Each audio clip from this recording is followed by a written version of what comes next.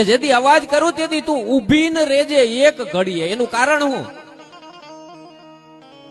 માતાજી છો, તું તો વેલી આવ કે મોડી આવ, મને એ તારા ઉપર એટલો તો ભરો હોય ને કે તું તારી દે.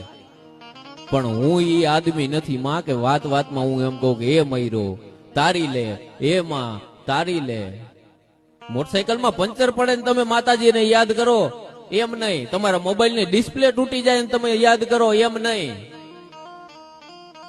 પણ ચારેય દિશામાં મને અંધકાર થાય ને તેથી મારા નાભીમાંથી એકવાર નાદ નીકળશે કે માં હવે તું હાલ ને જટ હોય ત્યાંથી કોઈ વાલું નવ કને અને વાટું નિહાળે વાવડે માં તલખતા છોરું તને. જેથી અવાજ કરું, જેથી ભીર પડે તેથી તું ઊભી ન રેજે એક ઘડીએ.